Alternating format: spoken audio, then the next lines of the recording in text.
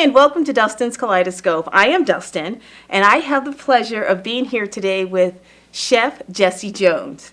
Thank you so much for being here. Oh, thanks for having me. So I should also mention that you are an author too, obviously. Yes. Yes.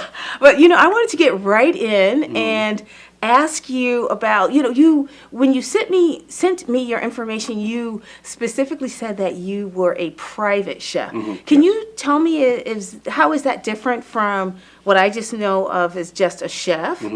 Yeah. Well, a private chef is obviously a chef that cooks in privately in folks' home, whether it be a celebrity or it be just a regular person. But like if you go into someone's home as a personal chef and maybe do meals for them, that's different. Like I'm a private chef to some exclusive, celebrities, Oh, which okay. would make it so it's private, and it's fun too, Okay, so But it has its ups and downs too. I can imagine. I can Yeah. imagine. There are probably some Yeah. people who are very particular. But Oh, yeah. But before we even get into that, I wanted to find out a little bit more about your background. Like, how did you get started Wow. as being a chef? Yeah, well, dishes, a lot of people don't like to talk about that, but I started on the pots and pans. Okay. And my mother is a chef. She don't like to be called a chef, but started with her, washing dishes, and the rest was history. Just worked my way up from food service. From there, I went to restaurants and, became like a food service director. And it's just been in my DNA to be, to cook, to watch my mother. And I love this. So that's where it all started, right in the pots and pans, Really? Okay. So did you have to go to like culinary school Yes. or okay? So and how long does that take? What's the process like? Like, what is that like? Well, my journey was a little different because before I went to culinary school, I had, like I said, work dishes. After school, I would go to work at a small restaurant washing dishes. Then I went food service, and then I decided to go back to school. Oh, So okay. when I went back to school, I realized that I had been in the field so long, and I learned so much that I went for about 6 months or so, and then I just clept out and went to Catherine Gibbs and graduated from there.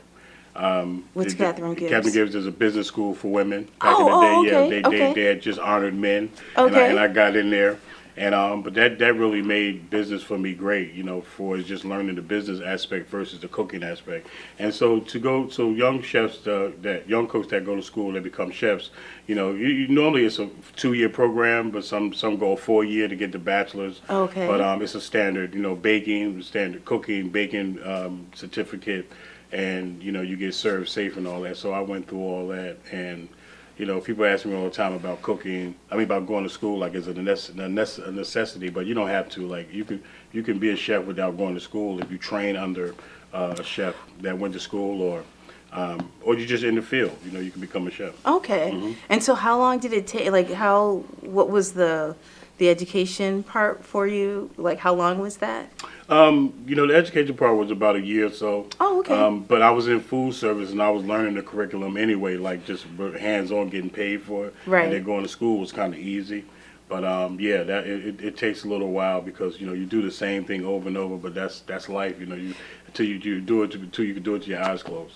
Okay, so you mentioned that you do it over and over. So some of the things that you were doing practically, like when you were actually working, and some of the things that you learned when you were in school, how closely were they related, or did you find that the stuff that you were doing in your quote unquote like real job Yeah. as opposed to in academia, were they different or pretty much the same thing? Yeah, no, that's what happened. Funny, when I went to school and I had already been in the field, it was like school was like a little, like why am I here? Because I know it, and the instructors, I was a little intimidated to the instructors as well because Oh, really? I'm not that I was jumping the gun, but students was gravitating to me because I knew it, and they were like, so one of the instructor actually came to me and said, just you should instead of paying money for school, you should consider, you know a lot. So that's when I said, you know what, I'll go to business school. And I was thankful for that because some of the kids was like deer with headlights. They just didn't know what to do, and blind, but I had already been in the field and know what it's like to,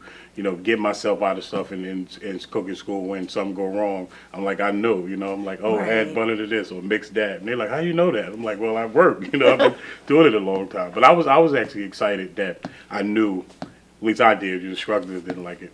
And you mentioned that you went to the business school as well. How important was that, when you're your own chef? Like, I'm assuming that as a private chef, you are going to different clients' home. Yeah. How important was the business aspect of it compared to the cooking and being a chef part of it? Oh, the business aspect was great, especially when I opened up a restaurant. I had a restaurant here in South Orange Oh, okay. for about 3 years, and so the business part helped me out with the numbers and inventory and the profit and loss and all that. So I was glad that I had got that under my belt. So it really played. It was very instrumental in my career. I think even though my restaurant didn't survive, but I think it would have went way under quicker if I didn't have that knowledge of just how P&L worked, how foods cost, how to go out and cost out per head and get the right ingredients and things like that. So it all comes together, what I learned from school and then on the job trying to be a manager.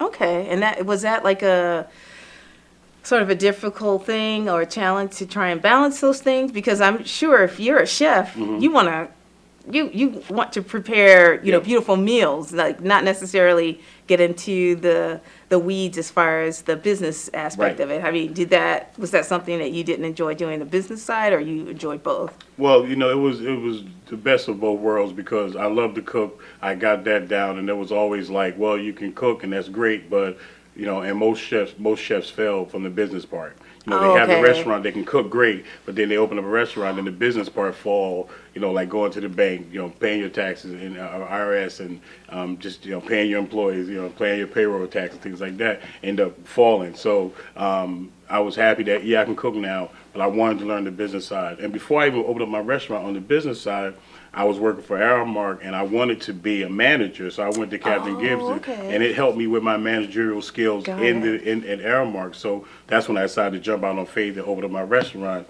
and it helped me. But it was a much more crazy than that when I opened up the restaurant. It's just food service is like you got their money, your restaurant is you got to make the money and it's your money. So I learned, but I have no regrets. I haven't looked back. Okay. So I want to point out that you have this lovely book here, My Life in 40 Feasts. Yeah. How did you? So it's your memoir. Yes, my memoir. So tell us a little bit about your book. Well, this book is, like I said, it's a long time coming. It's been out for 3 years, and I have to give my partner in crime, Linda Eckhart, a shameless plug because if it wasn't for her, I really wouldn't be able to get it. I had the recipes, I had the concept, but I couldn't really lay it out, so she helped me lay it out. And to tell my story, the PAL means passion, opportunity, and work. And it's a tell-all story about redemption, about dreaming big, about never giving up. These recipes are 240 recipes of my life, what my wife loved, what my mother loved, my grandmother, the chefs. It's all inspired from my French background. So it's in there, some great recipes, and everybody's been enjoying it so far. Like I said, and I thank you for having me on the show to express that. People always ask, like, why has you got the big cornbread on there? But it is the best cornbread you ever tasted. That's why it's on there. And my life in 40 pieces is just my ups and downs. I was from my restaurant, losing my home, being suicidal, to bouncing back up and, keep moving. And that's why I tell the young kids. So even if it's not ever be the best seller, I got it down. And, especially men's mental health is serious. Yes. In this restaurant business. So, so people call me all the time and ask me. So it's here. I made it. Jeff Jesse Jones. My life in 40 pieces was a doozy, but I'm still pushing. That's really great. I'm glad you mentioned the mental health aspect because, and the fact, that men, that's something that a lot of people do not talk about is that's something that men have to deal with. And sometimes, there's that armor where, nothing phases men. But so men that's don't nice. talk, so, exactly. So this is mean? great. Your So book will probably, if it hasn't already, it will help a lot of people, both men and women. Yes. So, but it's nice that you're so candid in it. Yes. No, and like I said, I think that people that have supported me, some are reading it, some not. But I think when people really get into the core of reading it, they're going to really appreciate it because I have the Black Hand in there, which is an African-American chef, Edna Lewis, that was an amazing chef that paved the way for most black chefs and female chefs. So, and Leah Chase. So it's history in there. Martin Luther King in there. Some little quotes that I put in there that kind of resonate with people to this day for is just, judge me by my character, not the color of my skin. Right. That's what I always want in this business. I don't care what I look like. Am I doing my job? And is your food good? Yeah, am my food good? But guarantee once you taste it, that's my MO now. Now I just cook and let people be the judge. So that's good. And going back to the food aspect of it, Yeah. what is there a particular dish that you just enjoy cooking, or is there, what do you like? I love all food, but fried chicken is like it's bad, but I just love fried chicken. You know what I mean? My mother loves it. My mom has dementia now, and it's mentally was taking a toll on me, and I just been thinking about her. And yeah, fried chicken. That's my thing. That and oxtails. But if I had the two, fried chicken, my wife always says, "Stop frying the chicken." But some people get insulted about fried chicken and the history of it. But it was what I grew up on. It was my culture. It was my heritage. My when I was able to do my own style, I sprung it on all my aunts. I had some. A few passed on now, but when I fried it for them, they were like, "This is the best chicken." And Oh, for wow. them, for Southerners, for them to love it, I was like, Oh, wow, But yeah. I don't get big. Although I may have a big head, but I don't get big headed about it. I just cook it because it's my style, Right. But to sit down like 6 Southern women on some fried chicken that I made, that's pretty And heavy. they like it? For what? That's They love it. Yeah, no. yeah. I am in the family. Although some of the Jones men didn't like that, I was in the kitchen because down south the men was in the field. And, I wanted to be in there with the women, tasting and cooking. So they're like, "Wait, why is he always in the kitchen?" But now, to have them, just say, "You know what, you made it." Even if I make $1, they like your food. I'm an artist. I'm in culture, my food. I love it. I always ask them questions they never wanted to answer. You know what I Right. mean? Because Southern women don't give recipes up. That's right. I don't know. Somebody made that up. Maybe my grandmother never shared nothing. I asked her. She used to always give me, "Oh, just put a little bit of that." But I used to watch too. So she was like, "You're very nosy," my aunt of that, because I always was looking. So I just create my own style. To be my own the way of food. But I'm a trained cook, so I'm a trained cook and chef, and I did it their way for a long time. Now I'm doing it my way. Okay. And you mentioned cook and chef. What's the difference between the two? Well, a cook obviously is a cook. He'll be in the kitchen and he can prepare all the meals and everything. A chef is another level. A chef is more of a delegator. He has employees under him. He's doing the inventory. He's doing the marketing. He's talking to clients. He's putting in the orders. He's handling the fish. Somebody called out. He got to delegate and fill in. So he has a big hat. He has multiple jobs, multiple hats. Okay. That's the difference. Like everybody always say I'm a chef, but I never I didn't want to call myself a chef because it's just I was just felt like it's a lot. But then at the aspects of life, I've been doing this 38 years. I'm like they can call me chef because I know what it's like to be a chef. Right. You create great dishes and you create menus, but it's a lot of fires you put out. So basically, you have to know the different responsibilities of all the people Yes. under you. Yeah, And you have to know how to do Yeah. their job. Yep. Okay. You would have to definitely. You would have to be able to do their job. You also have to be a great delegator. You also got to be a good listener. And it's almost like being a Papa Bear. Like everybody, they come to you with your problems, and you got your own problems. But so you got to regulate all that. And I think I did a very good job over the years when I had employees. And to this day, they'll call me and say, "Jesse, we love you," because I get it. I wasn't really a yeller. It was like I challenged you to work. I worked hard to a point that they were like, "You know what, just let Jesse relax." So they know I was going to be in the kitchen with them. Because, like I said, it's not easy to, delegate people because everybody got different attitudes, Right. Especially when you're young, you got older employees, so they don't disrespect me. And I'm like, "No, I'm not disrespecting you, but I got to tell you what to do." Right. So we're going to take a break Okay. right now. Yes. And when we come back, you're going to show us how to make something. Yeah, So I'm yes. real excited about that. Aw- I'm Dustin, and this is Dustin's Kaleidoscope, and we will be right back in a moment.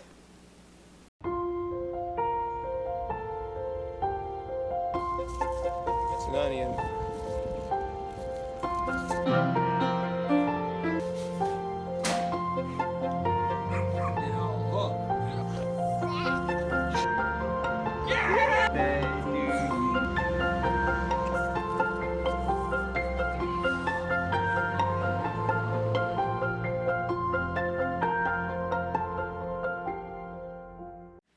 Hi, and welcome back to Dustin's Kaleidoscope. I am here with Chef Jesse Jones, Yes. and he is going to prepare an apple cider dressing. So, please tell us what you're going to do. Yes. So, thanks for having me again. And this is my famous apple cider dressing. Okay. With the holidays coming up, Thanksgiving, it's great for a nice little salad with Right. greens. It's perfect. And it's basically, it starts with the ingredients is 1/4. It's a 1/4 cup of apple cider vinegar. Okay. This is a cup of grapeseed oil. Okay. I like grapeseed oil. And this right here is my little gem right here. This is my baby. This is just apple cider juice reduced down, and I call this my apple honey. He just reduced it down till it gets like this, and that's okay. instead of using honey, but it's so delicious. Okay, A and I'm little just bit gonna. of salt. Our check it out. camera may not be able to get it, but I just want to show the consistency that it's. Look how it's moving like honey. Yeah, it's just So- that's my secret. I gave everybody a tip. Okay. And then the rest is a little bit of shallots, garlic, a little hot sauce, fresh thyme, and a little Dijon mustard. And Okay. so what we want to start with is mustard is what we call emulsifier, and the Okay. emulsifier is going to like give this dressing its bind. You know. Okay. So you start with that. So then you put the shallots in. So why shallots and not onions? Shallots is a little bit sweeter, a little better. Onions could be a little harsh. Oh, okay. And really bitter. So the shallots is sweet and nice, and you know they taste good. You can use onions if you like, but not a lot. You know, just Okay. you don't want it to be too bitter. So I'm gonna add a little hot sauce in there, the Oh, fresh yeah. thyme, everything really in the pool. A Okay. little bit of garlic. And I like that you're using fresh ingredients. Yeah, oh, very because fresh. I know that I cheat a lot, and I'll just buy something that's in a bottle. Yeah. You know, so this is nice. No, 'Cause this is absolutely. easy. Yeah, very easy. And then we're gonna go about like 2 teaspoons. Like I said, you can adjust the sweetness if you like. I'm Okay. gonna start with a little bit here. All right. We're gonna put that there and mix that in. So now once we get everything mixed, we add the apple cider vinegar. Okay, and so now there's a couple of things you can do. Okay. You can put this in a blender and blend it all up and get this consistency here, or you can put this in a shaker and shake it. But what I like to do is you have to stream this in really, really slow. And this is the grapeseed oil. Get the grapeseed oil in, and you want to do it really slow so it can emulsify as you mix. Okay. Yeah, I can see it. I can see See how it. it's starting to emulsify? Yeah. But you want to go nice and slow so that it can all get in there. And like I said, you can put it in the blender and it can be even faster. Okay. And so So- with this type of dressing, if you're not using a blender, you will have like the little solid pieces. Is that Yes. okay? Yeah, oh, that's perfect. Okay. I love that too, but then also if you some folks that don't like the solid pieces, you can blend it all up and make it smooth. So this is Okay. like this, you can have it more rustic like this, or you can shake it up in the bottle here. And so and what you can do is you can put it in here and then you Okay. can just shake it up and you can get that. But this is done in the blender. Oh, okay. So this won't have any solid pieces in No, it. this won't have any solid pieces Okay. because it's been blended up. All Like I right. said, you can bake both kinds. You can blend Smells some. good. You can blend some, and you actually could just emulsify some. Add a little Okay. bit of salt, and that's it. There you have it. And that's it. So you would just use this for your salad dressing. Yes. And or how else would You can use it? do salad dressing. You can marinate with this. You can marinate Oh, pork in okay. it. Yeah, it can act as a marinade as well. You can on your dressing, all types of things. Definitely steak. Potatoes. You can use this with some red potatoes, blanch Right. them off a little bit, cool them down, toss them in that vinaigrette to be happy. Get you some craisins or whatever you like, and you'll be right on time. That took us that took you all of 4 minutes. Yeah. So, I mean, this is a nice way to add something that you made Yeah. yourself, Yeah. and it doesn't take Yeah, a lot yeah. of It's time. like very quick. And like you said, you don't like to, you like to get things bought already. This is something you could do really quick. Just a matter of getting simple ingredients together, cutting your onions, and then they have that in the store. They have garlic stuff cut, and you can mix Oh, this that's and make true. this yourself, Yeah, this is Yeah, great. so It you smells just- delicious. Yeah, you talk about maybe they'll charge you $9 for a dressing. You can make it from Make scratch, it from, with a couple exactly. ingredients. And it's But going to taste so much better. it's going to taste better, and it's going to be more healthier. And one of the things, the reason why I do the apple cider vinegar, the apple cider dressing is because it's the antioxidants and the grapeseed oil. Okay. And the apple cider, obviously people soaking their foot in it nowadays, excuse my Right. friend, and putting it all over and drinking it for Right. health. Right. So it's really a healthy dressing. So it'd probably be great just to take a spoonful of it. Exactly. It'll work with you, exactly. yeah. This is perfect for Thanksgiving as Yes. well. So, in the last segment, we were talking a little bit about how you make some of the recipes you Yes. have. But how do you, like, did you come up with this? Like, we didn't talk about that aspect of it. Like, you Yeah. mentioned that you have family members who don't give up recipes. Right. Well, how do you get to the point where you're like, you know what? I know a staple of like how this, like the basics of how this of a recipe is made. Yeah. What do you do? Like, how do you figure out what to do beyond that Well, to make it yours? yeah, I'm a classic trained chef. You know? Okay. I trained in classic French cooking, right? So there's a base that I've been taught, and from that base, there's a standard recipe that I did over and over and over. And now when I do my variations, I do a modern approach to it, my interpretation of it. So, a standard vinaigrette, if you look it up, it'll probably say honey. It'll say, herbs, shallots, stuff like that. So I put the hot sauce to put a little soul, and I got the grapeseed oil versus olive oil. So I just basically play around with some things, artists taste it, play around. And that's I think the fun and the creativity of being a chef versus a cook. A cook, he's told what to do. Oh, I see. A chef get to create. Okay. And trial and error, and you taste it, you make recipes, you do it. Just can't do one recipe and say that's it. You got to try it multiple times. My wife said, "What are you doing in there?" I'm always in the kitchen playing around with different ingredients, different flavors. So that's why people go, like, I can come here and do this and not worry about the taste because I've already done it over and over and over again.